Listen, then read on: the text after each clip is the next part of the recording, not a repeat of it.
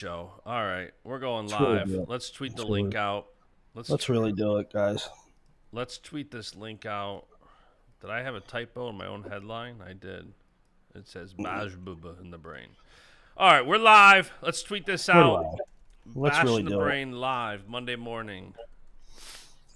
Tweet it out, bud. Warm it up, Chris. Looking at Final X. Oh yeah. Ferrari to Nebraska. Other tidbits. Hop in the chat.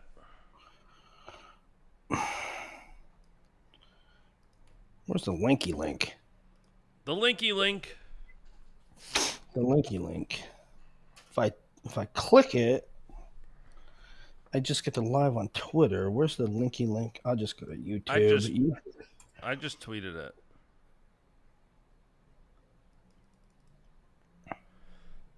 All right, bud. You know what I did this week? I got a new computer, and it's like my favorite thing in the world. Getting a new computer and getting a new phone are life changing. They're things that I think should happen more regularly.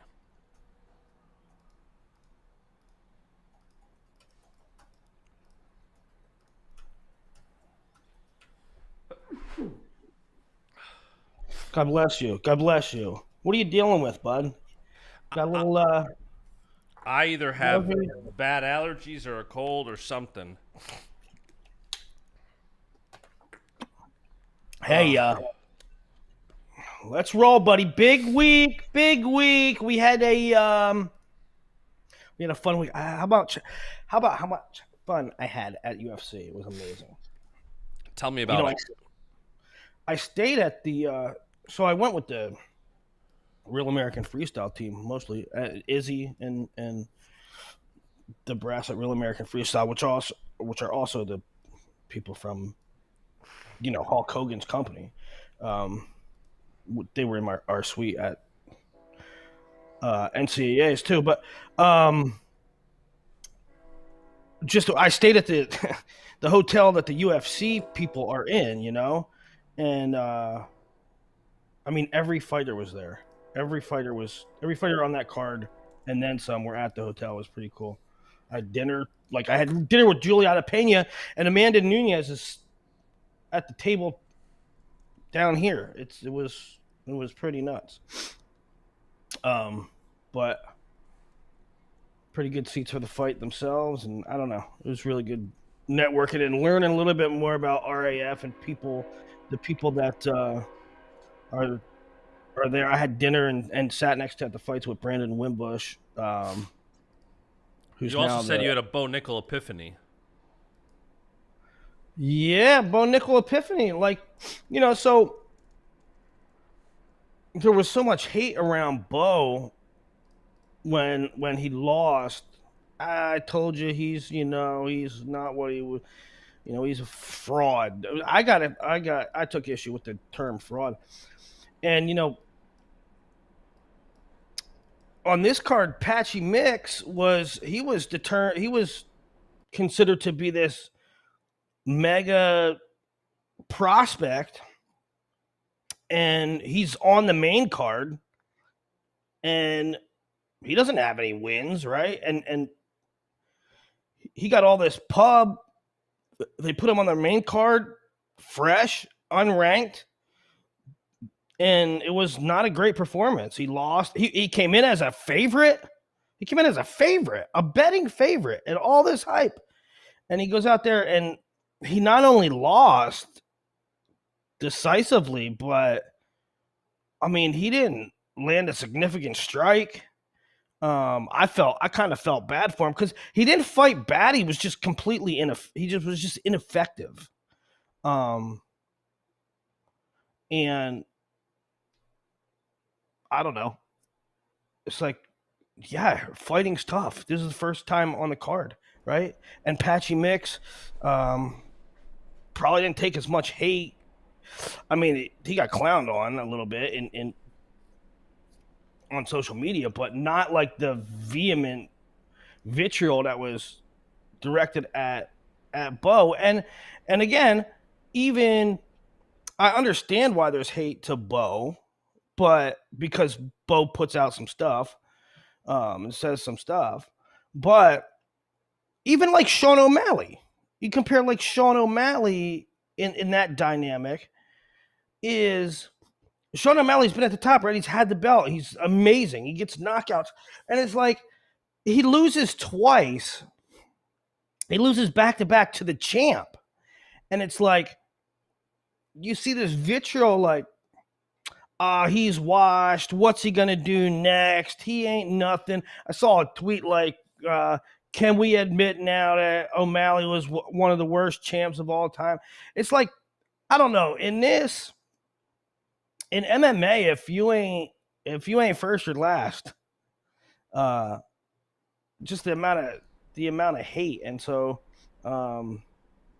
it's a really weird sport. It's a really weird audience, I think. I don't know. And there was also speaking, bringing this back to wrestling, because we just went like way too long, I think, talking about fight to make this relevant to this weekend. Big Ben Askren news. And you kind of knew about it last week, and because this happened at the Bitcoin conference in Vegas, I think, and the family wanted to keep it kind of quiet, and then rumors started getting out Saturday night, was it? So then Ben's wife came out and said he's in critical condition. He had pneumonia and a staph infection or something like that. Not a good situation. No, sad, really. Yeah, and it started. I mean, it happened a while ago. I don't know, a week or so ago, and I don't know. You hear things like, "Hey, Ben's banged up. Ben's in bad shape. He's at the hospital." It's like, oh, all right, that sucks. And then you hear a little bit more, but you don't think it's, you don't think it's legitimate. You don't think like it's devastating, but it's really serious, and it's sad. And then come to find out what it really was, and it was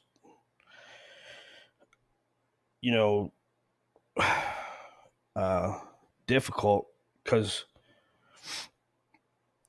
wrestlers are sort of, they're a little tough. There's that thing about. I mean, the way it sounds is that he like punctured a rib, but he was like, it'll go away. The pain will go away. He didn't know he punctured a rib, right? He's like, he has something.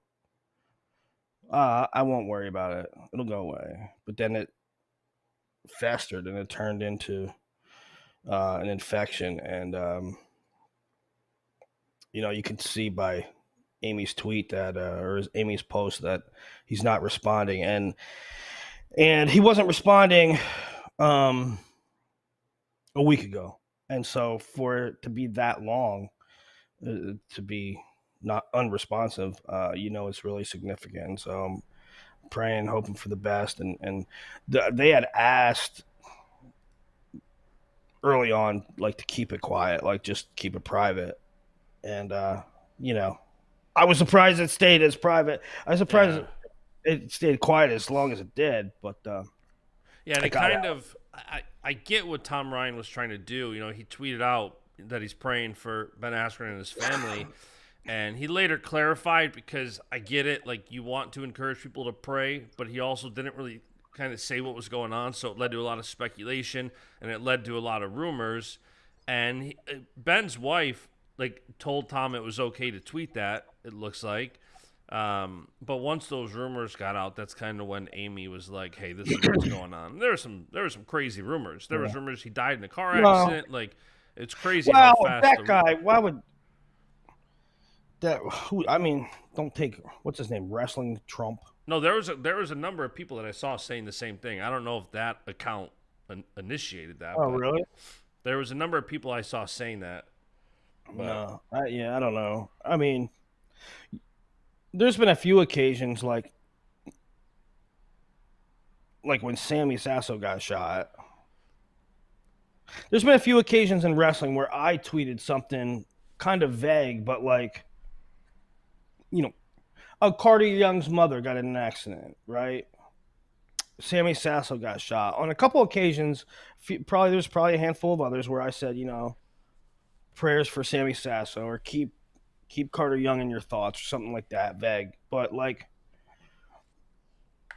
I'm not doing it for clout or to say I know something you don't know. I'm doing it for the power of The power of I prayer. But I understand, for the like, support, for the yeah, support. and I get it. Like, if you're not in the know, there's nothing that infuriates wrestling, MMA, and combat fans as much as, like, a tweet that doesn't paint the whole picture of something infuriates people. And Yeah. so, but yeah, Amy came out. I mean, it's sad. It sucks. I'm praying for Ben. Everybody's hoping he pulls through. That's, hopefully we get an update soon that he's doing a little better. 'Cause like you said, it's been like a week now of kind of the same thing. Yeah, yeah. I mean, I initially I heard it, and then the second time I heard it and heard how serious it was, um, is like because he's in Vegas, and they kind of wanted to get him home, but um, they wouldn't even let him fly home, because he's not stable enough to fly. Yeah. Uh, and so, yeah, still in Vegas. Well, other news over the weekend, a rare Saturday afternoon banger of an announcement.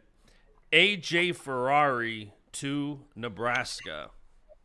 Yeah, yep, that was in the works for a little while too. Um, and they had to sign the I's and cross the T's, and done deal. AJ to Nebraska. It sounds like I'm pretty sure he's going to be heavyweight too, at least for the moment. And well, I think what they're trying. I mean, I know what they're trying to do. They have Cade Ziola, a top 30 commit for 2020 for this year. So the ideal situation is AJ goes heavyweight for a year, Cade Ziola red shirts. AJ goes back down to 97. Cam McDaniel red shirts, and then nobody loses a year. So, a couple things right out of the gates. The likelihood of that, like that, I can see that that's an ideal scenario. But to let AJ go full feed for the next year, and he's already said I think he said on the Instagram Live he's like 230 right now. For him to go full feed for the next year and then try to start getting back down, like, I understand the theory is awesome. You have an open spot at heavyweight this year, open spot 97 next year. But letting AJ go full feed this year heavyweight and then trying to get back down, that's risky. 1,000%. There's a lot of risk. There's a lot of risk going on, right? And the first thing, let's get right to it. When I heard about it, I was like, man, Iowa people are going to have a field day with me because they blame me for being partial to Nebraska. They blame me for being too hard on Iowa. They blame me for being on Penn State, right? And I did, no bones about it. I was anti AJ going to Iowa for a variety of reasons. And I was like, well, now that AJ's going to Nebraska, the low IQ dudes are really going to come at me as if the situation is the same. The situation now for AJ Ferrari is markedly different than it was 2 years ago. Yeah, and we were talking about that, and I had said that because I'm like, I believe when you were saying that, it was before he went to Bakersfield for a year, before he kind of, he was on basically a one-strike policy out there, and they gave him a chance. He did great, and now, too, it's like, you had this whole incident at UNC, and it's like, I feel like more people now are like, man, give this kid a second chance. He just had a great year. He didn't have any incidents. Like, let him go get a second chance. And Nebraska gave it to him. Yeah. So right on cue, EB05, and I told him on the message boards that I was going to read this post on the Hawkeye board. I said, I'm going to listen. He asked me a question. I said I'll do it better. I'll do it better than responding here. I'll read it on the show. Okay. Is it poetic justice that you had a lot to say about the Hawkeyes when Ferrari was transferring to Iowa, but now he is going to Nebraska to wrestle for your boy Snyder? Time to either denounce Nebraska and say you are out on the Huskers or admit you're a hypocrite. Congrats, EB05. You have failed an open book test. You have failed an open book test. You answered something so stupid that you already witnessed. Okay? I was out on AJ going to Iowa at the time because AJ clearly was not ready. And guess what happened, EB05? It didn't even get started. That went off the rails before he got admitted. He dropped down, double birds, got in a fight with a teammate. Anthony got kicked off. I mean, what? You saw the results. Was AJ ready to be a Hawk at that time? Was AJ ready to be a Hawk? The answer is no. He didn't even get in. It got off the rails before it even got started. So how'd that turn out? Who was right on that? The brain. Do you think that this, at this juncture, is actually the same situation as it was 2 years ago? Before AJ went to Bakersfield and went through it without incident? According to your theory, I'm only okay with AJ being on another team because I'm partial to Nebraska. Did you not watch the show a couple months ago? A month ago when I said, yeah, I'm okay with AJ to UNC. He has come a long way since then. So your that narrative that I'm being hypocritical is totally off. Now, back to what you were saying as far as the lineup, I agree. There's a lot of risk. I mean, there's risk in that plan. There's risk in AJ not being able to get back down. There's risk that is bringing in AJ going to disenfranchise Kate Ziola, Cam McDaniel. I mean, let's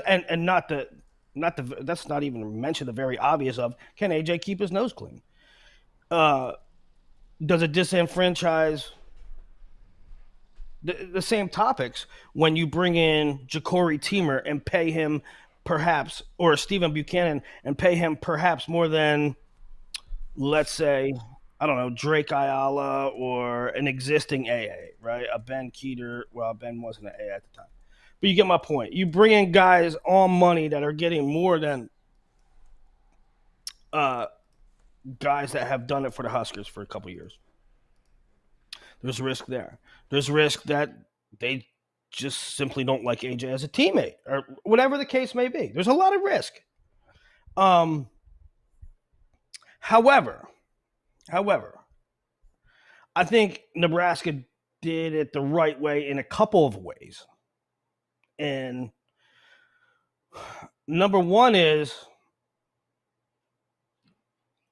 they're putting in a plan so that it doesn't interfere with the eligibility of two of their up-and-coming guys, McDaniel and Ziola. Number two, they're not giving him any more than any other guys make.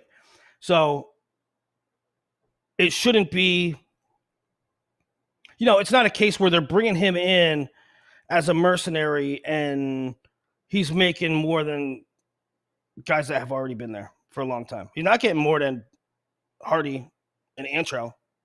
So that's not the case. There should be not much animosity there. So very risky. I don't think it comes without risk. But I do think it's mitigated in certain ways. Yeah, no, I agree. And I think it's going to be fun to have him in the Big Ten. It's a grueling schedule. We were kind of already talking about what that Big Ten schedule is going to look like. And I mean, one of the things you tweeted out a couple weeks ago was that Oklahoma State and Nebraska agreed to a duel on December 21st. This makes that duel that much more interesting. Was already going to be a great duel. Was already going to be. Now it's just that much more intriguing. You have AJ facing his former team for the first time. And I agree with you, too, that which could happen twice, by the way. But I agree with you, too, that AJ going heavyweight. Listen, 2 years ago when AJ was going to come back to wrestling, when AJ was before even the Iowa thing, I said if AJ comes back, will he be eligible? Will he be 97? I said, this is a big kid. He lifts all day long. He's really lean. He got to be up there in weight. This is 2 years ago. I'm just saying he might be a heavyweight. Then he does come back at 97, and he mentions afterwards that it was a cut. And I agree with you 100% that going heavyweight for this year really fills a critical need for Nebraska, who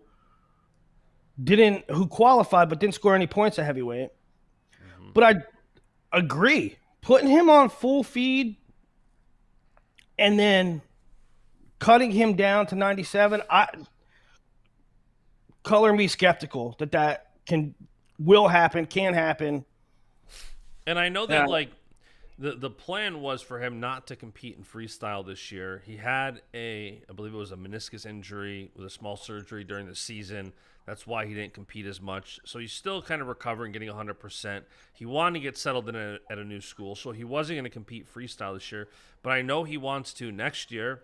So is he going to go 97 kilos, which is, 213 pounds? So even then, he's going to have to cut down, in theory, if he goes 97 kilos, and then cut down if he were to go 197 pounds for the next collegiate season. Yeah, I really don't know. I mean, AJ's kind of I don't quite understand their interests. I don't understand their competition frequency. I mean, Angelo never competes. Angelo, well, neither of them do. Angelo, who is a complete stud and talent.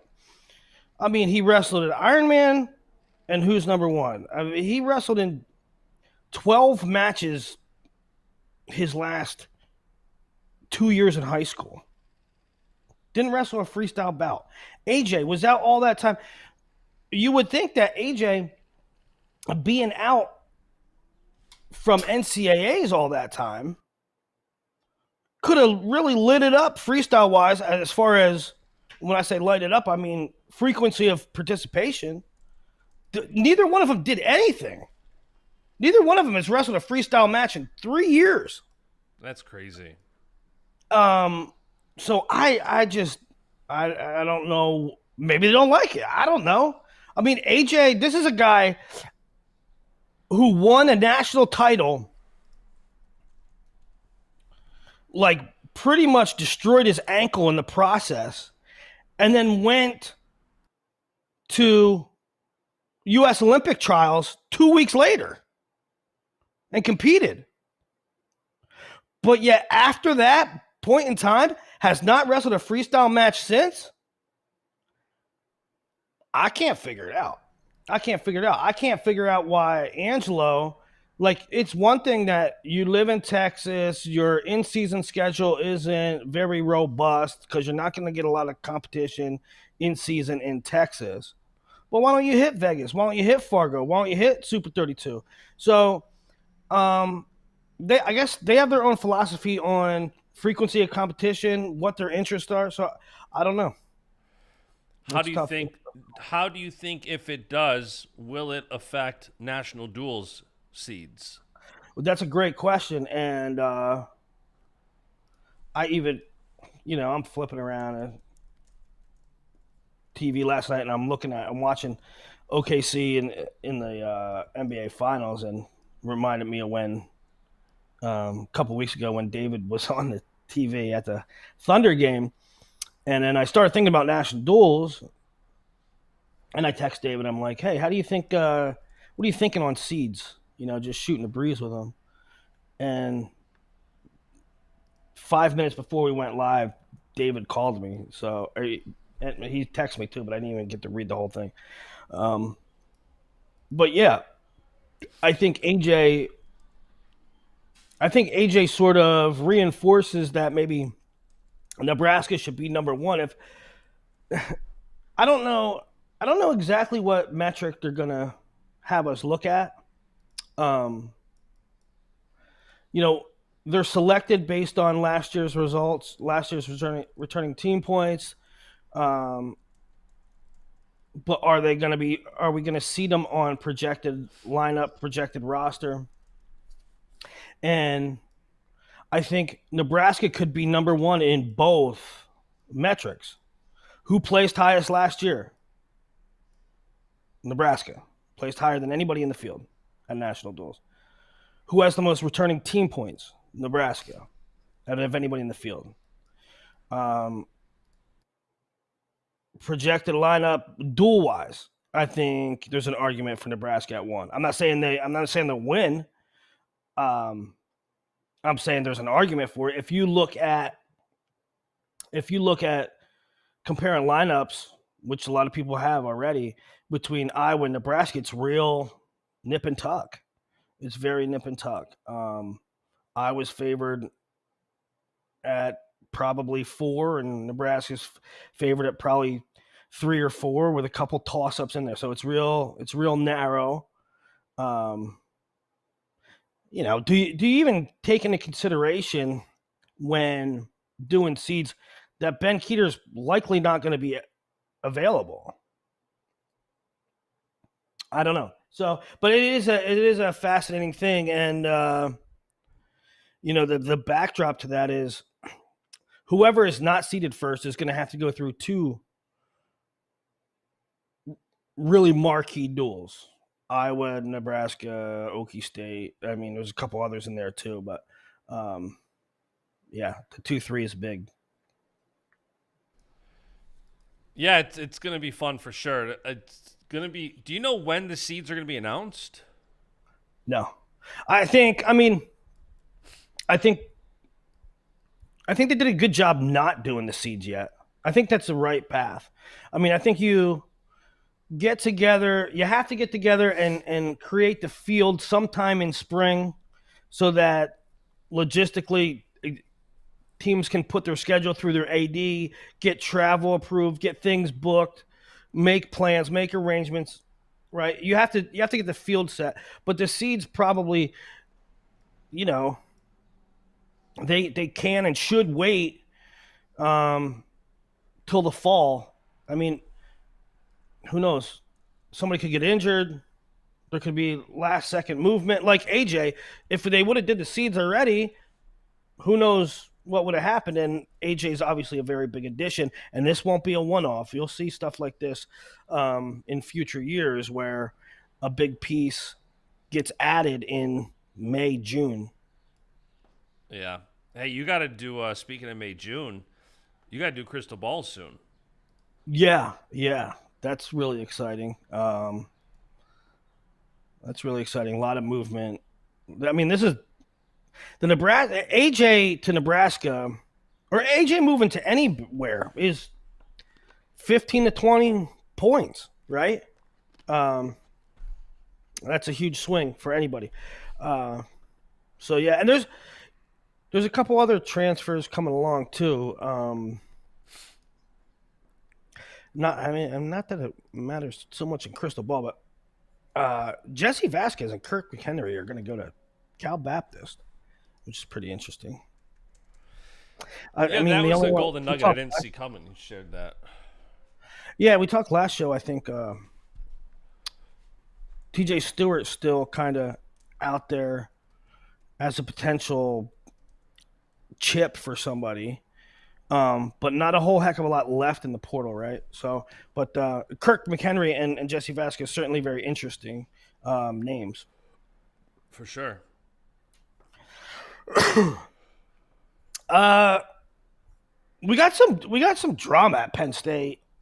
Uh, but do we? Is it a nothing burger? Beau Bartlett. We'll talk a little bit about Beau Bartlett. Why don't you set the stage for us, Bash? Yeah, I personally think it's a nothing burger. I mean, Bo responded to some people on, I think it was the Penn State forums, just about, fans can be crazy talking about performances, and I don't know the whole backdrop, but sounds like some people were saying stuff about him and his wife, and um, he posted a long message on a forum talking about that, kind of defending himself, which I don't even think he really needs to. You don't. It's one thing to communicate with fans. It's another when people are just critiquing your social media or um, whatever. So, you know, that led to some more backlash, and then I don't know. It seems like a nothing burger to me. I mean, it's more, I think, his wife arguing with some people than Beau doing too much. Well, I think there's a little bit more context to it, and here's where it comes from. It comes from, and I agree that I don't think Beau should have even said anything. I think the optics are bad. I think the timing. I think even if he's right, quote unquote right, it comes off as bad. It comes off as bad optics for him because, and I've been involved in this. I mean, I'm not. So Beau Bartlett is leaving Penn State and Nittany Lion Wrestling Club, and he's going to another RTC. Okay, but his message comes as he's walking out the door. Yeah. So I'm okay with. Obviously, I'm a big mouth. I'm okay with you voicing your opinion. I'm okay with you airing grievances. I'm okay with getting things off your chest. But when it's borderline, when you're going to be vague enough to be borderline, well, I don't know if that's a big deal, Beau. While you're walking out the door, it just looks like you're taking a shot as you're walking out the door. Right? Yeah, that was the thing on his forum is he kind of said a vague accusation about something, but he didn't say anything. He wasn't specific about anything. So it kind of just led to more chatter. Well, here's the real backdrop, and so a few months ago,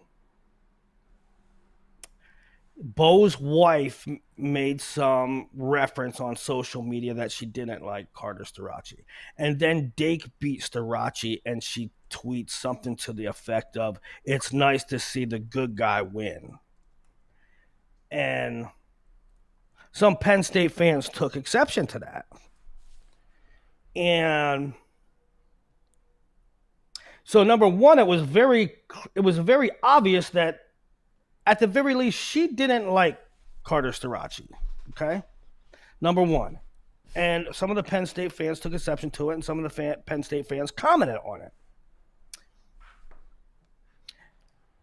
And then some of the Penn State fans took a comment on and doing a little ribbing on Beau getting married and certain pictures and then stuff about the wedding, whatever. And so Beau writes this message, it was really weird too, because he responded to a thread that's been dead for a week. Like nobody's posted on it. It's a thread about something totally a different topic. And Beau writes this long opus in response saying, "I've sat by quietly. I understand the fans' right. I appreciate the fans, and I understand their right to criticize stuff. But when you criticize my wife, I think it goes too far. And I would just like to say, please leave families out of it. And also, there's a lot of other stuff that's not great amongst the team and affects my mental health and something. And listen, Beau, I love you, but a wife cannot make public statements, and Twitter is public domain. Social media is social. You can't say, don't come at my wife when your wife is coming at somebody. You can't say family is not fair game when she's out in the streets posting her views. When you do that, when whether it's your wife, your kid, anybody, they put stuff out there. If they're entitled to their opinion, the fans are entitled to the opinion of that opinion. That's just life, number one. And number two, he also in that post says something to the effect of something about criticizing performances when we win or lose and it affects your mental health. Bro, you cannot tell fans, which is short for fanatics. You can't tell fans that they can't criticize or praise your performance. You can't take all the love and none of the heat. And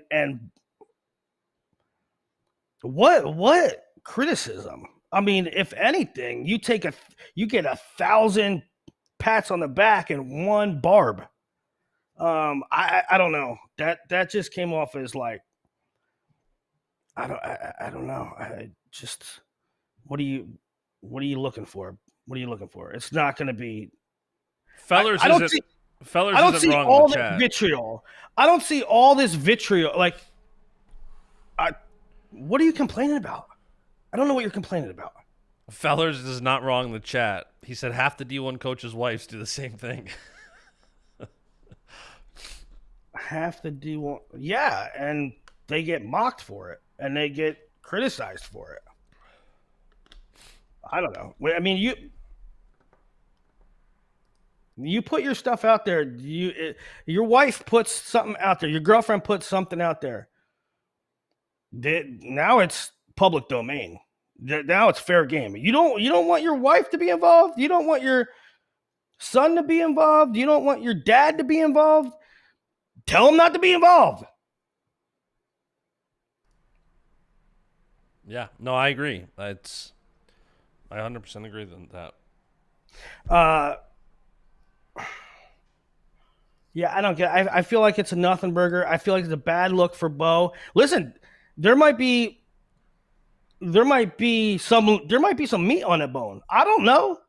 I mean, and then the wife responded like that. The wife responded that Carter's basically a bully and insinuated some really salacious stuff like, hey, he wouldn't pick up investigators' phone. Hey, I can't even talk about the atrocities that he did to people on the team. And listen, I ain't making excuses for Carter. I don't know what goes on in the room. I don't know what Carter did or didn't do. But you can't say, don't talk about my wife when she's out there doing this stuff. That's all I'm saying.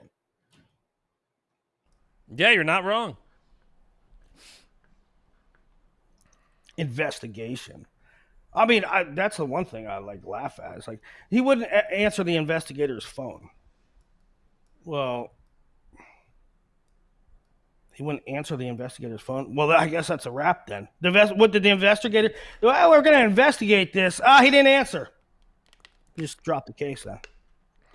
I mean, there either is something there or isn't. Yeah, I think it's much ado about nothing. I don't know. What do you think? I think it's a nothing burger. Let's move on. But it did cause. You see a lot of anti-Penn State stuff coming out, like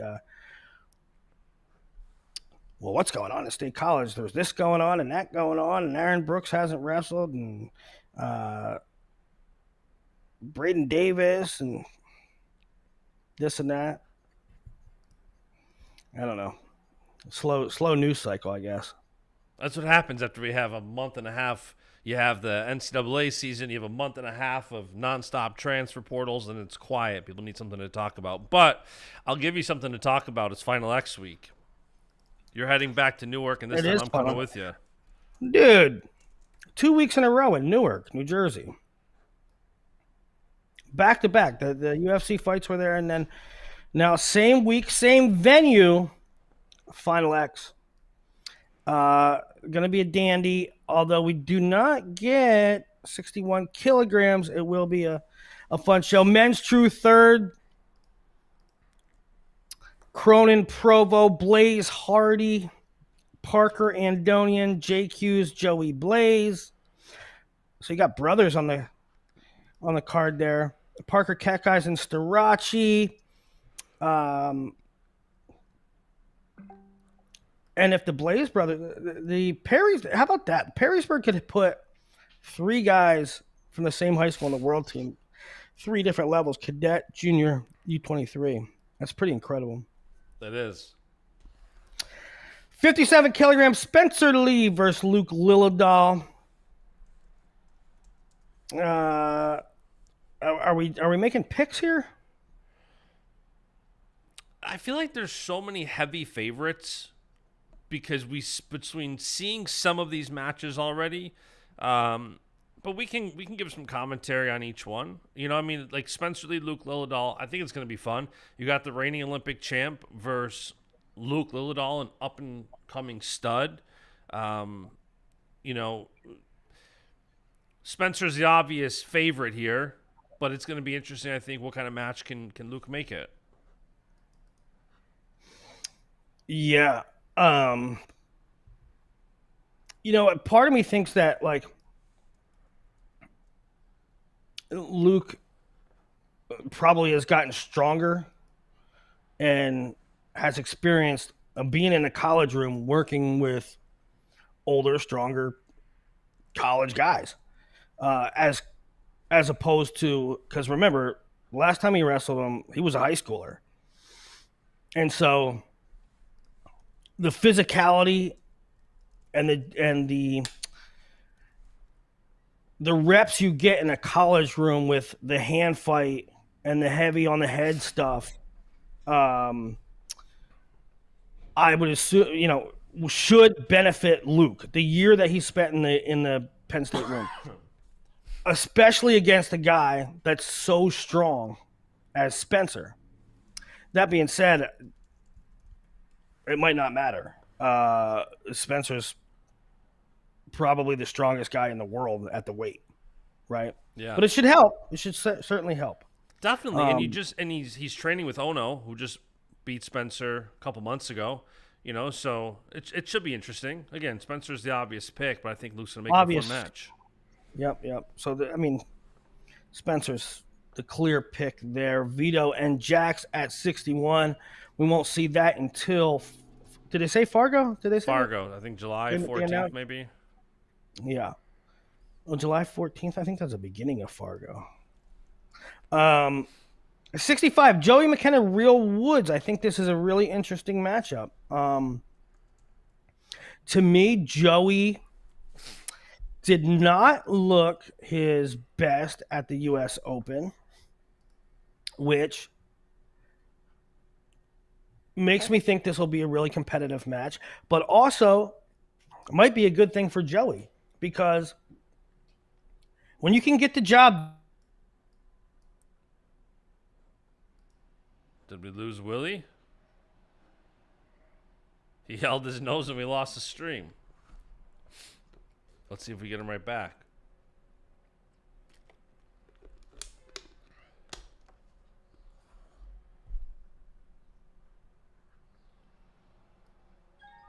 And he's gone.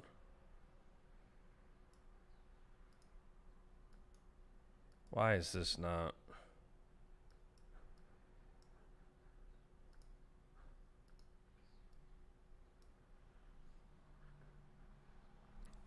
All right, hold on, guys.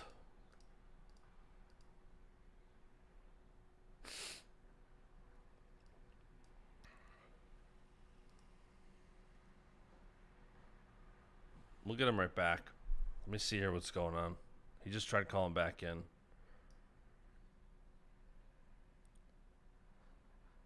Yeah, we might have to do a solo show if we can't get him back in.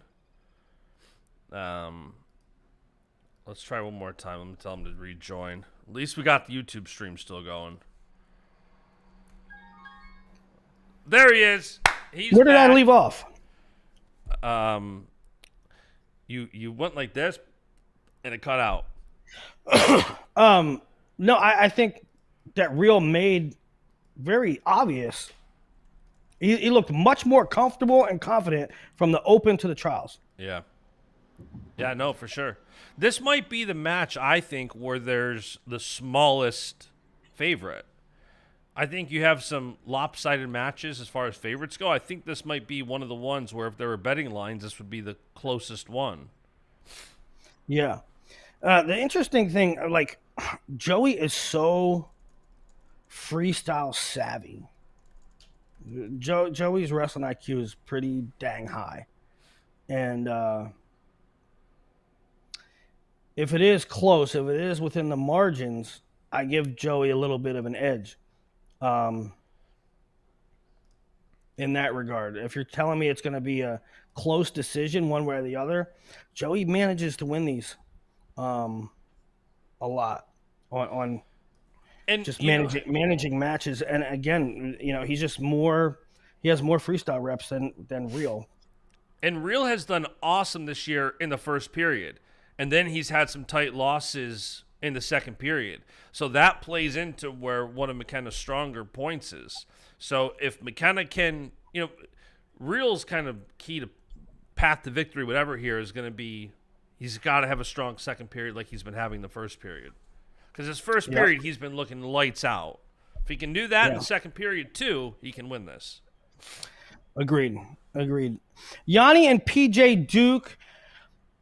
This is another one. I think the clear choice, the clear pick at this time.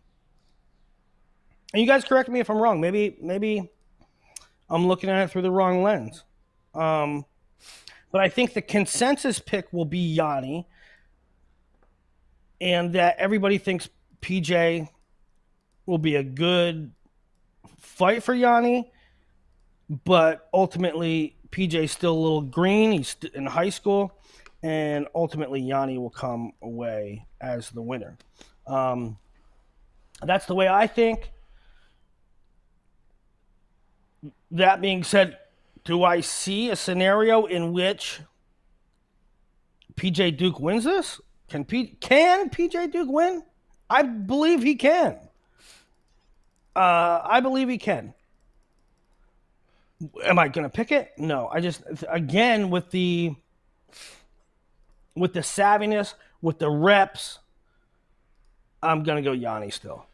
Yeah, I think Yanni's the clear pick here for me. I think you've got a guy who, I said this before the Open, up at 70 kilos, I think we're going to see different Yanni. And we did. He got that 4 at the end of the match that I'm like, there's the difference of Yanni up at 70 kilos, not having to focus on weight cut. And, PJ Duke is very, very strong. And I think Yanni up at 70 kilos I think he's right where he needs to be strength-wise to win this. And I don't know if there's, the New York dynamic is interesting, where, Yanni just talked about on here a couple weeks ago, where he's like, he remembers when PJ Duke was in the youth wrestling club back in, whatever year. And it's like, now here they're going to be wrestling at Final X. And Yanni just went from being the young guy to the old guy just like that. And, I think Yanni's the pick here. I think Duke is absolutely incredible, and I think he can win. I mean, Duke is a freak. He's a prodigy. I know he wants to try to make all 3 teams this year. But I think Yanni at 70 kilos is looking very, very good this year. I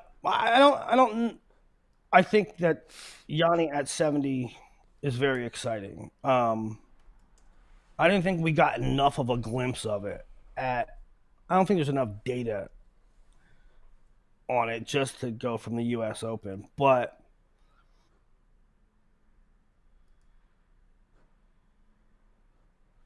and we lose him again. I thought he just got a new computer.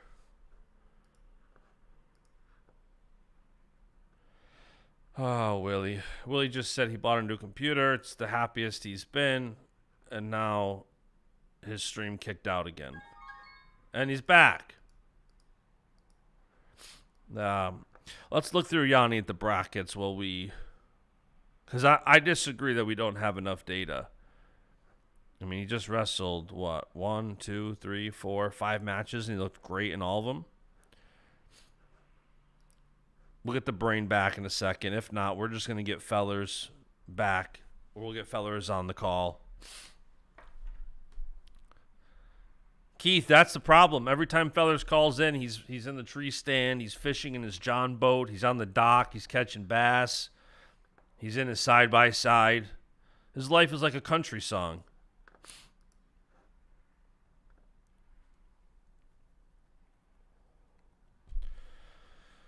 Come on, Willie. Restart your computer and get back in here.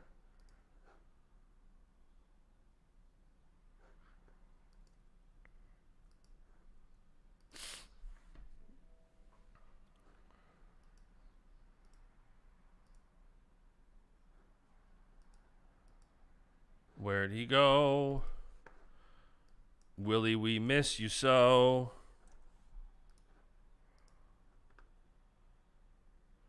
Willie being a whirly dervish. Yes, he is. Real American has to hook up Willie with some new bandwidth. Apparently. Let's see if he hops back in.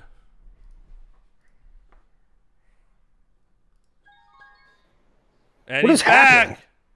And he's back. I got I don't know why I keep getting booted. I thought you just got a new computer, so it shouldn't be that. You got it's not that. It's not my network. I got super giant boost. Joe Caprino said Easton Internet service is splendid. No, I'm hard lined in. I don't understand why I keep getting booted. You were saying you don't think there's enough data. I kind of disagree based on I thought he looked incredible at the Open. I know it's just one tournament, but if you're making the assessment of Yanni at 70 kilos, 10-0 tech, then he tech Cardenas 18-7, then he pinned Andonian, then he beat Green 8-2 with that big 4 at the end. I mean, I understand what you're saying. There's not years of data, but at the same time, I thought we'd see a more aggressive Yanni up at 70 kilos than we did. So I stick with that. That's what I'm talking about. That's what I'm talking about. That I think that Yanni at 70 kilos has the potential to be a great Yanni, a lot more offensive output. However, we didn't see a big offensive output at the U.S. Open. We saw him beat James Green in a late takedown. Right? Well, he pinned Andonian in a minute, so there wasn't 6 minutes of match to see. He put up 18 the match before that against Cardenas. So, I mean, it's not like he had any close matches. His closest match was, where we saw that explosiveness, where he gets that late 4 and wins at 8-2. Yeah, he got a late 4. He didn't score a point in the first period against James Green. Okay, who didn't even make Final X. And so if you're talking about a high-volume, reinvented Yanni Dockham Hollins because he's up at 70 kilograms, I'm saying I didn't say reinvented. I said I think he's going to be more explosive than 65 kilos. He doesn't have to worry about the weight cut, and I think that showed getting that late 4 against James. I'm not sitting here making a list of pound-for-pound best 70-kilo guys of all time. Ooh, you're getting a little spicy. I like it. Well, I said Yanni is more explosive at 70 kilos. You said we don't have enough data. I said, how about the late 4 against James Green? You said not enough data. Great. I think he looks more explosive at 70 kilos. Take the Open away. I still think we're going to see a more explosive Yanni at Final X because he's up at 70. And I'm saying there's not enough data. There might not. What's enough data? You want him to compete at 70 kilos for 3 years? I mean, beating Jacob you do this all the time. What? AJ Ferrari put up 20 points on some guy I never heard of. You Man, hate that. Oh, you hate that one. I just love that AJ Ferrari's a tip of your mind now. Husker Willie. No, I just don't. I don't. Listen, I get what you're saying. The most experienced, the most credentialed wrestler that Yanni faced, he went scoreless in the first period. That's all I'm saying. Well, how does that translate to the guys he's going to see at Worlds? Are we going to see a more explosive Yanni at Worlds at 70 if he makes the team, if he beats PJ Duke? I'm saying there's not enough data. I think so too. But I'm not taking the U.S. Open and say, yup, he's going to be more explosive. I just pump the brakes. I think we'll see it. I don't know yet. Mitchell Mesenbrink, David Carr, two high explosive, high octane type guys, great technicians, but it's Mesenbrink's pace is a difference maker. David Carr, thwarted that in NCAA finals. At the Open, it was a little too much. Mesenbrink's another year in the college room, still in that college kind of grind and process, and it really is part of his DNA. I'm picking Mesenbrink again. Yeah, you kind of have to. I mean, Mesenbrink dominated at the Open, beating Carr 16-5. I'm really curious. It's one of those matches where it's like, what kind of adjustments can Carr make? Carr has a very high wrestling IQ. What kind of adjustments can he make? He's been training with Burroughs in PA for a couple weeks now as he gets ready. So I'm excited for this one. I think Mesenbrink it feels like we're entering that era where we're going to have a wrestler potentially dominate at a weight for a long time. Like Mesenbrink, just from everything he did collegiately and then carrying over into the Open where, 5 straight techs, including Carr in the finals. It's like until somebody can get one over him, Mesenbrink is going to be a big favorite. Yeah, it really does look like that. I mean, for years and years, we had this particular cohort with Burroughs and Dake and Taylor, and it was those guys at 74, and they have all gotten older and bigger, and it looks like Mitchell Mesenbrink. I mean, who would have picked 4 years ago? Hey, when JB and Dake and Taylor are gone 4 years ago, 8 years ago, whatever, who's going to be our guy at 74? And it looks like it's Mitchell Mesenbrink's runway for the foreseeable future, for a few reasons. His pace, his athleticism, his creativity, combined with the fact that he just naturally looks like a long-term 74 kilogram guy. I mean, I don't think he's too big, too small. No, it looks like he's right at home. And it's one of those things where it's like way too early analysis, but it's one of those things where it's like, depending on what happens here, I haven't talked to Carr about like the weight, whether 74 or 79 is a better weight for him. But it's one of those things where it's like, if he can't get past Mesenbrink and he thinks part of it is weight, do we see him go up to 79? So it'll be interesting. I'm really looking forward to this one, even though Mesenbrink's a big favorite. Yeah, where is David? I mean, you could see a scenario where it's David and Mesenbrink every year, right? Mm-hmm. Battling for the spot. But how is David's weight? Is he big? Is he cut a lot? I don't think he cuts too much, no. But I also think he's comfortable at 79.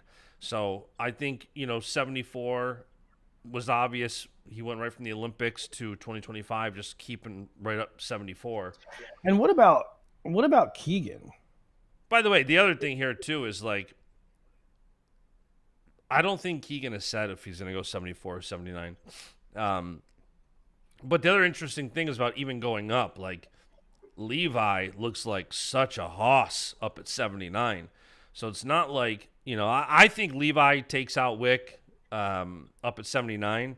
And so it's like you look at both of those spots back to back, and, Levi's young, so he's got to get there first and prove himself. But I mean, he just looks so strong at that weight. I mean, that's a great point. We're talking about Carr, Mesenbrink. I mean, Levi's going to have to make a decision. Not this year, obviously, but does he go up or does he go down? Yeah. Okay, who's at 79? Levi and Wick. It's a tricky match. It's a tricky match. Like, I think Levi. I would like to take Levi, but I think Wick's tricky to wrestle, man. And he's long as I'll get out. I'm going to take Levi, but I'm interested to see how it plays out. Yeah. So they wrestled last year, and it was a close one initially. It was like 4-4, and then Levi got 4 towards the end of the second period and pinned him 1-8-4. So I wouldn't be surprised if we saw a similar match. Evan's tall, and wrestlers have said that he's a tricky guy to wrestle because of his height. But Levi beat him last year in the World Team Trials. So yeah, I think this one's Levi. Yeah, not a whole lot to really say about it. Valencia and Dake, we saw at the Open. How does it go this time, you think, in a set of 3? Another one that I think is going to be so interesting. Zahid, I feel like if anything now, Zahid has the confidence. He beat him. He got it done. So it's like, I feel like probably going into that match, and I know Zahid's a confident kid, but when you go out and you beat a guy like Dake of his caliber with his accolades 8-4, that has to give you the confidence. So I think Zahid does it again.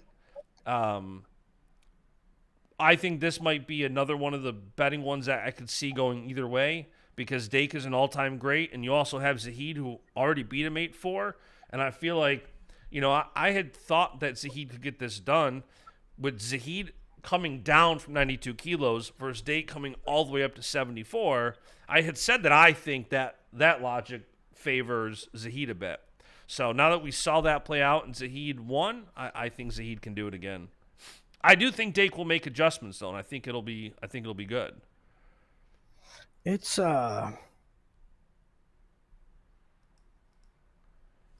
It's really difficult. It's really difficult to handicap this match, in my opinion. I mean, we saw what we saw at the Open, but it was also Dake's first time up. Well, first time up in a long time, yeah. And I thought Dake looked really good before that. I mean, I didn't think weight was a problem. Size was a problem against, say, Parker Keckeisen. But I don't know. The juxtaposition, when you look at when you look at how Dake wrestled Parker and dominated center and dominated holding position and moved Parker around, but then also look at the Zahid match where, to my recollection, I mean, would you agree with, like, it didn't look like Dake had any answers. It didn't. Dake is very strong, but Zahid was able to defend himself well, and where it seems like Dake normally has a strength advantage, it seemed like he didn't necessarily have that against Zahid. Right? That's what I'm saying. Yeah. And so, yeah, I don't know. That, to me, who's watched Kyle Dake, for 20 years. I mean, that performance was really off to me. Not that he lost, but in the way that he just wasn't effective at much. I think, for me, I get what you're saying. I think that speaks to Zahid shutting him down. Now, I could be wrong. If all of a sudden Dake comes out and shuts Zahid down and wins one or two here, I think, that'll be different, obviously. Yeah. I'm gonna. I kind of want to pick Dake. I'll go Zahid. But man, I just doubting Kyle Dake is. I know, like, you can make the argument. I don't think Zahid winning was a fluke. You can very easily make the argument that, number one, first of all, I think. What if I told you this?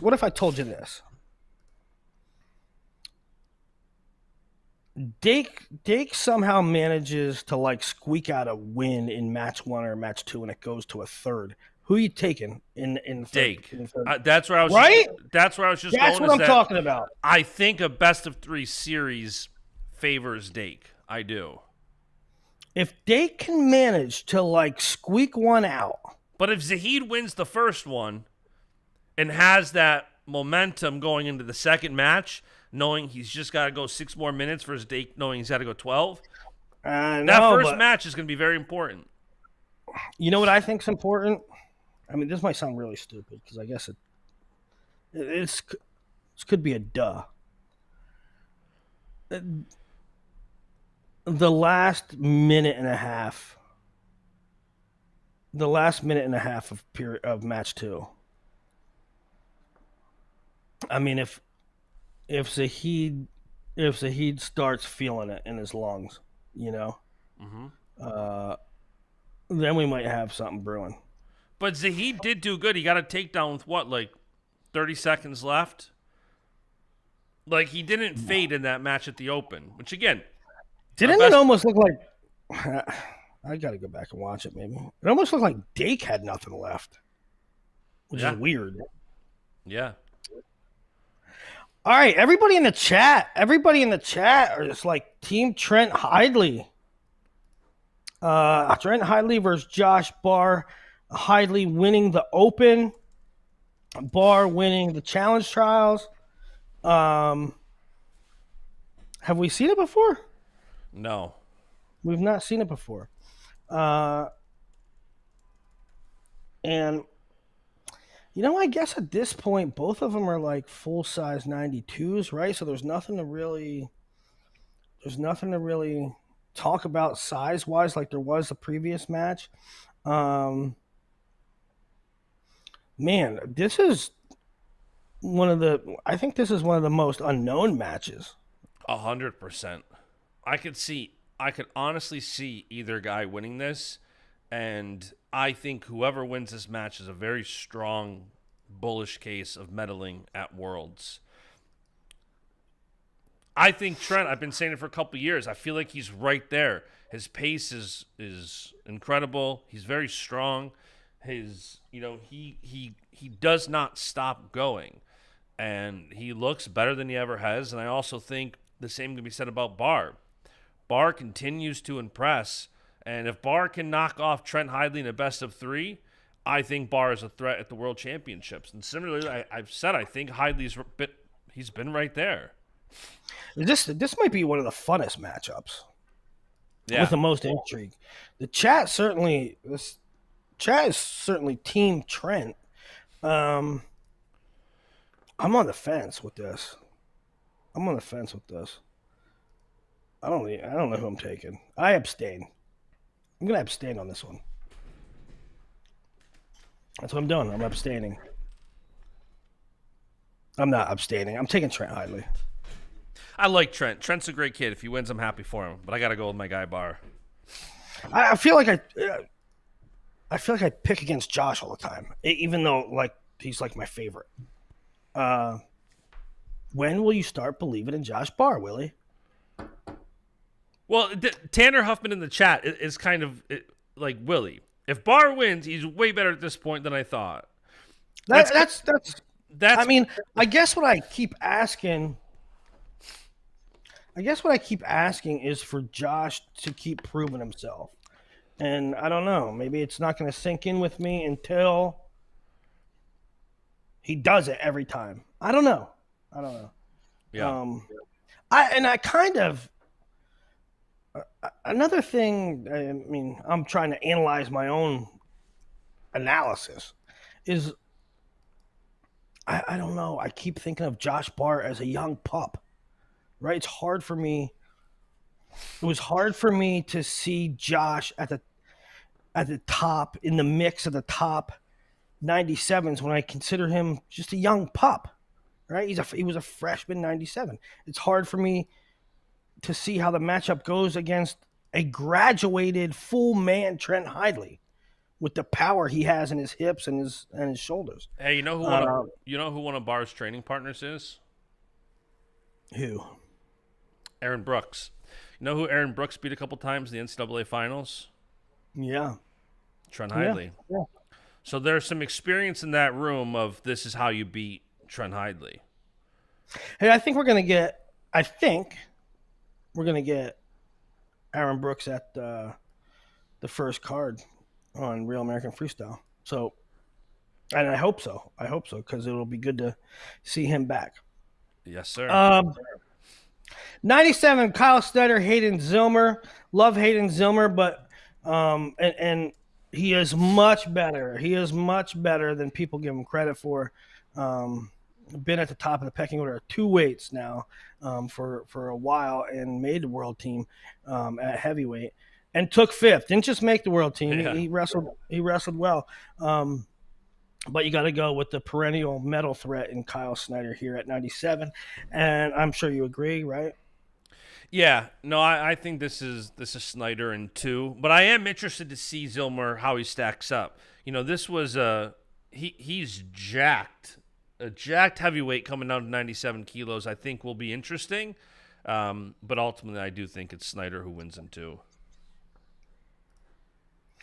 I also think we're gonna get Kyle Snyder on the first card, a Real American Freestyle. I want to make a comment on something you told me, but I can't because you told me I can't say it yet. But I want to make a comment. I'll tell you after the show. I can't wait till we can talk about some of the things. I'm team let it fly and say what you want, but I'm scared because I don't know what it is. This is one of those things where you said you swear you can't tell anybody, not a soul. So I won't say it. Oh yeah, I mean. It's different if it's general stuff, but if it's RAF stuff, yeah. Yeah, no, it's RAF stuff, you told me. We'll wait. Yeah. We'll wait. 125, Wyatt Hendrickson against an upstart Trent Hilger. Got to go Wyatt at this point. Trent Hilger's wrestling perhaps as good as he's ever had. He's excellent training situation. So he's going to be really prepared. But at this point, I think we're all going to take Wyatt. Yeah, you know, there's an argument to be made that Wyatt's the real deal. His momentum from what he did at NCAAs to the Open, you really can't pick against him. If this was a bit of a closer matchup with somebody who had more success on the international freestyle scene, you can make the argument that is all the media attention and is all the hype getting to Wyatt. I think he's doing, from an outside perspective, I think he's doing a good job. I don't think he's getting distracted by everything. So, you know, between that and just, I don't know, I think the Wyatt hype train is legit. Yeah. It's exciting. We're going to know our world team at the end of the week. Well, we'll know 90% of the world team. 90% we will, yeah. The other 10% will have to wait for Fargo. You want to go through some of the women's weights? I was going through them. I mean, I feel like I think this is going to be our best women's team potentially ever. especially if you look at the backside of that.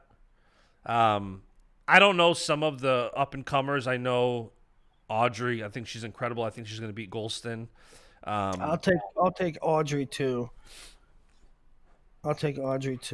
Audrey Jimenez, Aaron Golston. Obviously, Audrey, the youngest of the young. She's a freshman in college. She's freshman in college. Freshman or sophomore? Yeah, I think she's been at Lehigh for a little bit. But she literally only lost to Sarah Hildebrandt last year, who went on to win Olympic gold. Like, yeah. She's right there. Felicity Taylor and Brianna Gonzalez. I'm going Felicity Taylor.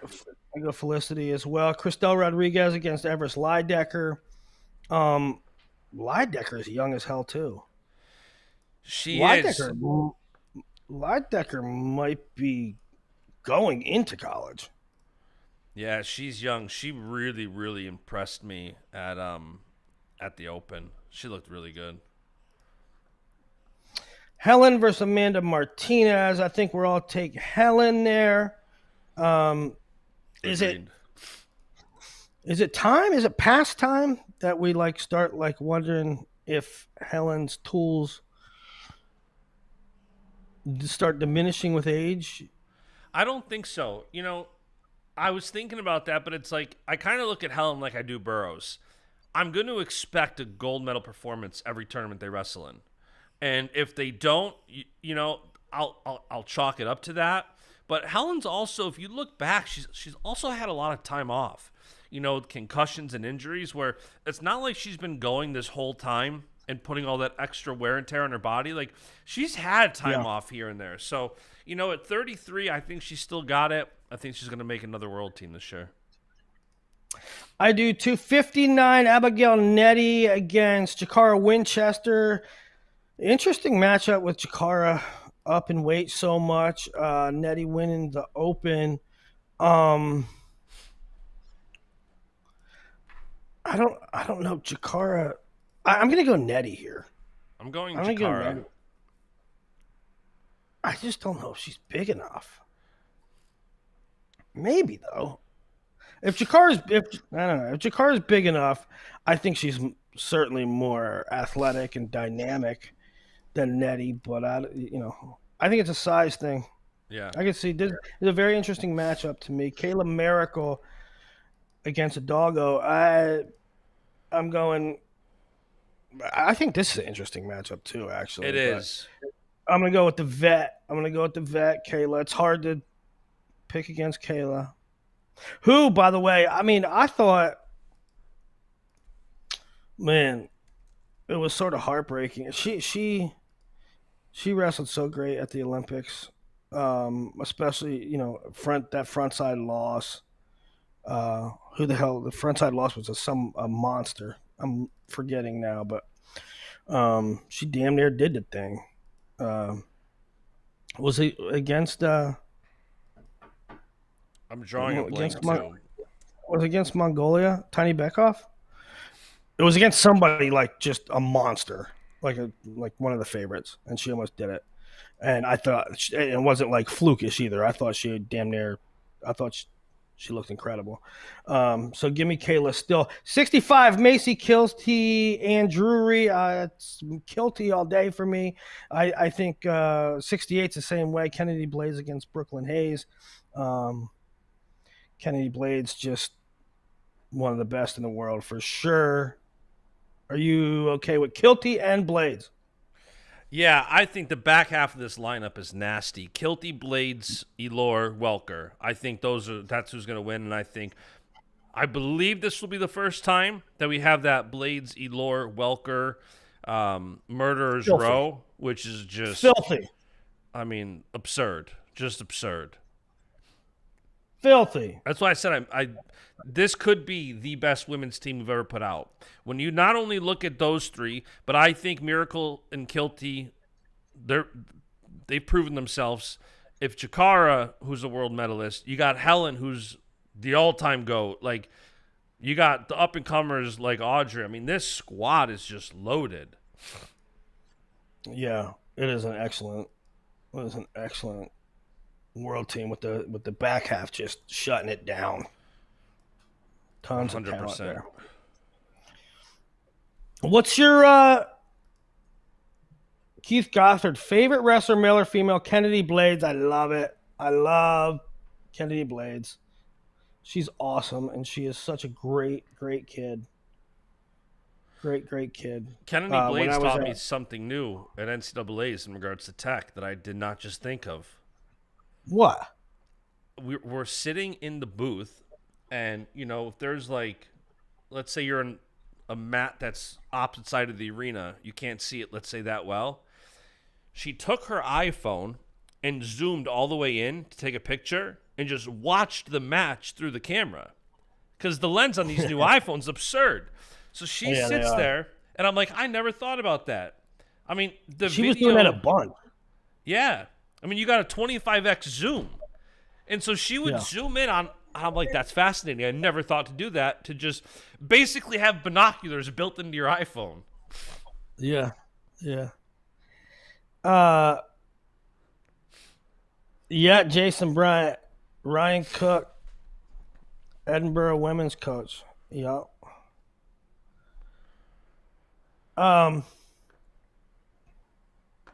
Yeah, I mean, and if Audrey is a senior level medal threat. At some stage, she is a medal threat, and some stage she is a title threat, in my opinion. Even though Japanese women have sort of dominated, you always got to put in the lens the Japanese, Indian lightweights. But if we can get some production, and we will. It's just a matter of who and how. We can get some production in the light and middle weights. Our upper weights are certain to score points, and it really could be a great team. 100%. All right, what else we got? What's your schedule like? When do you get into town? You're doing the in and out thing, right? You're going to get there 5 minutes before and leave 5 minutes after. Yeah, I might even have to leave during the finals, right? Call back to last year, the show. I have a 6 a.m. flight into Newark and an 11:30 flight out. So it's going to be a long day for me. But it'll be a fun one. So what time you get in? My flight is from 6 a.m. to 7 a.m. I land in Newark at 7 a.m. And then I have a flight out at 11:30. Correct. Oh my God. I just went to Newark. I had to drive back there. Was it a 45-minute drive for you? With traffic, it's 45 miles. It takes probably an hour and 20 because of traffic, because it's ridiculous. Well, you'll have to come in early. We'll go grab breakfast.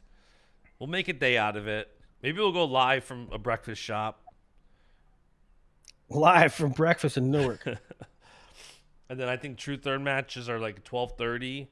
And then round 1 is at 2 p.m. And then round 2 is at 5 p.m., which will go right into round 3 if needed, which I do think we're going to have. Say that again. True thirds at 12? 12:30 for true thirds. Round 1, what time? 2 p.m. Round 2, 5 p.m., which will go right into round 3 so if needed. It's straight. It's a straight shot. It is. That's why I think the in and out makes sense. There'll be a little bit of a gap between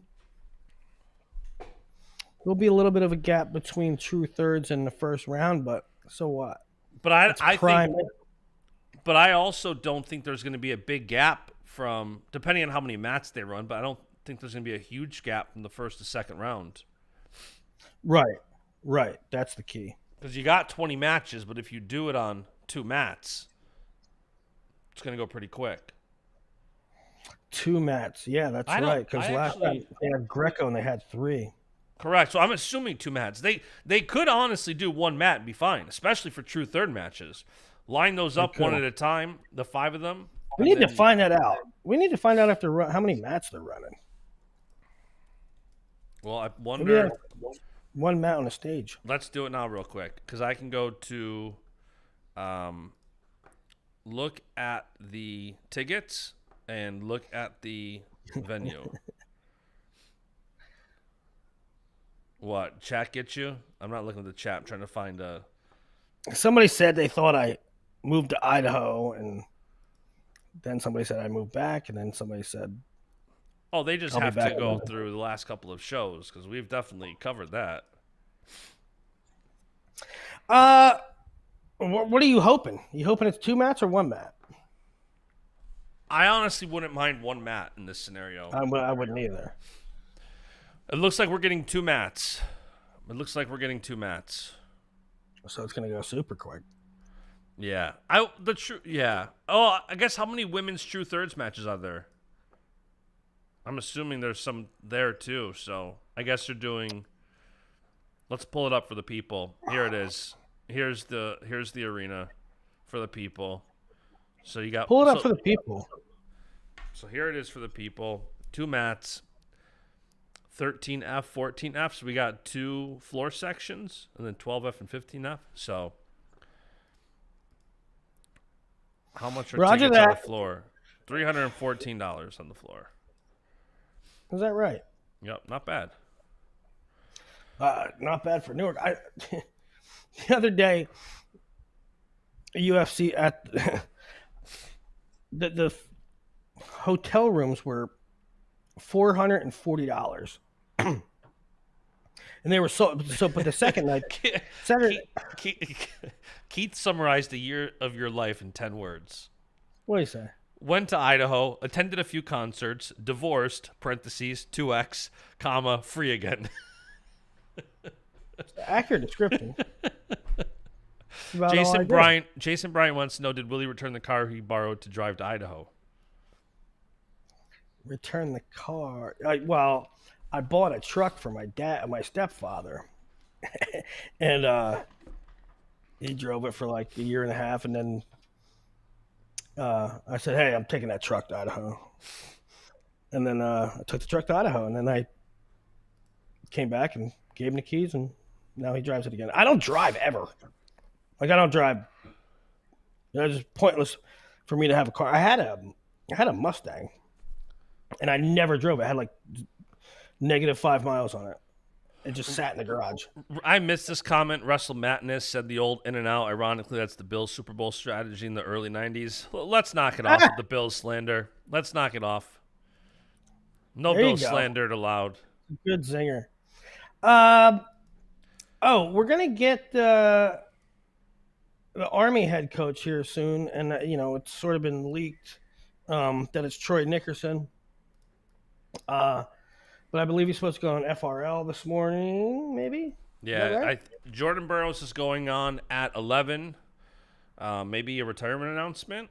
Who knows? And then 12 o'clock, the new Army head coach, which I assume I was kind of waiting for Army to put it out. I'm assuming they dropped the news ahead of FRL going live, so you kind of have that build-up like, hey, here's our new coach. Tune in as he does an interview at 12. So I thought, honestly, by now we'd get that, but yeah. I guess we'll wait to comment on it and just until they officially announce, or But if it is indeed Troy, I think it's a good hire. New York native, certainly a different job than Northern Colorado, but he did a good job at Northern Colorado with. All things considered. And then if it is indeed Troy, interesting who is in the mix for the Northern Colorado job. I think there's going to be so the compensation there, the pay there isn't through the roof, right? Not crazy, but I think more interesting candidates than you would think are going to be interested in that job. Am I wrong? Did Jason Bryan, is this Nitro spoiling the Raw results? Those are the good old days. Wasn't Green Didn't he coach Nickerson at one point? In high school, a lot. It was a long time ago, right? Yeah, yeah. Uh, so it'll be interesting what Scott does. He has a few options. I don't know. I don't know if he'll stay. If asked, I don't know if he'll stay at Army or move on. I know he has other options. So why haven't we heard a Kent State? That was a really odd thing when Andrasy had been rumored to maybe hanging it up for the last couple years, and this spring he ultimately decided, and it was announced. And my initial prods into what's going on, who's going to get the job, were met with, it's Josh Moore next topic, like several times. Yeah. But then it went quiet forever. And I was like, well, maybe something got changed up. But I'm told it's Josh Moore and it's next topic and it's real soon. So maybe they'll make that announcement soon. All right, Willie, any final words here? Maybe we'll do another show this week. Let's see what kind of comes out. Maybe we'll do a live breakfast show from Newark on Saturday. Lovely, lovely Newark, New Jersey. I did have the best breakfast sandwich I've ever had in my life in Newark the last time. Did it include pork roll? No. What did it include? Egg, bacon, guac. Yeah. It was something I would have never normally got, but I was there with a couple people, and we ended up chatting, and I said, yeah, I'll just take this, whatever it was on the menu. And it was absolutely delicious. So maybe I'll go back and get that sandwich if they still have it. Yeah. All right, boys and girls, it's Final X week, baby. Nick Costco says, see you boys at Final X. Nick, if you're getting in early, if you're making the drive early, shoot me a text. All right, guys, thank you. Hey, by the way, 56% of the people that watch these videos don't subscribe. Go subscribe to the channel. All right. That's Bash in the Brain. Go Bills. Go Bills.